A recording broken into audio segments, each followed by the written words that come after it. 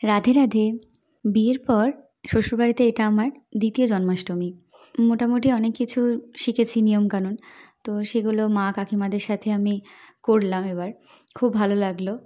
আর সেদিনটা তো বাড়িতে মানে উম হৈ হৈ একটা ব্যাপার ছিল। আমার মা, মামা, মামী, বুনি সবাই এসেছিল। সেটার একটা আনন্দ। গোপালের জন্মদিন সেটা একটা আনন্দ। বাড়িতে উৎসব। তো খুব সুন্দরভাবে দিনটা আমাদের কেটেছে। আর সকাল থেকে আমাদের তো বিভিন্ন রকমের কাজকর্ম হয়েছে। সকালবেলায় গোপালকে, তারপর রাধা গোবিন্দ, গৌরনিতাই সবাইকে স্নান করিয়ে আমরা নতুন জামা পরিয়ে সাজুগুজু করিয়ে দিয়েছিলাম সবাই মিলে।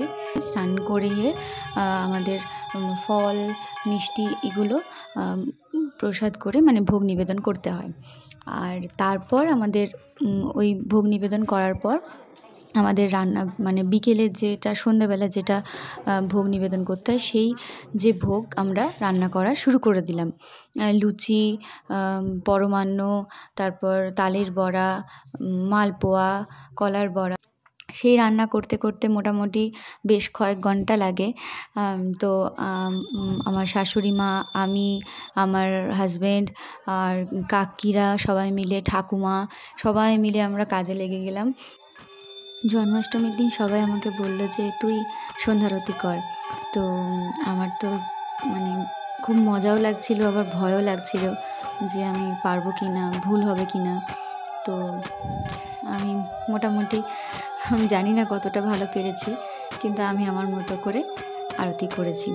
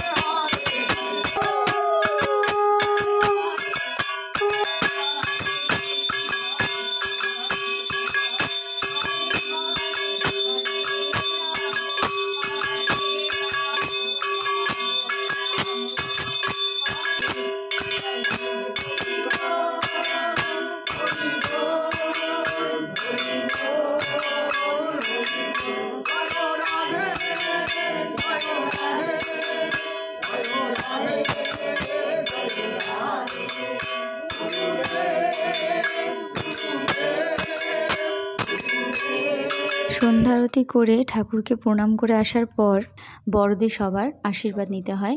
তো তাই আমি ঠাকুমাকে দিয়ে শুরু করেছিলাম, কারণ ঠাকুমা আমাদের বাড়ির সব থেকে বড় একজন মেম্বার। তো সেই জন্য ঠাকুমাকে দিয়ে সবসময় শুরু হয়। আমার খুব ভালো লেগেছে, সারাটা দিন খুব ভালোভাবে কেটেছে। আর প্রচুর প্রচুর মানুষ এসেছিলেন সেদিন। ঠাকুরের ঘর থেকে সমস্ত কিছু প্রসাদ বের করে আনলাম। এনে আমরা সবাই মিলে বসে আমার মা, আমার শাশুড়ি মা, আমি, কাকি সবাই মিলে এই প্রসাদগুলো ভাগ করে করে সমস্ত যত নিমন্ত্রিত সবাই এসেছিলেন তাদেরকে দেওয়া হলো। তোমরা জানিও কিন্তু আমাদের এই বাড়ির জন্মাষ্টমীর ব্লগটা কেমন লেগেছে, অবশ্যই জানাবে আর পাশে থাকবে।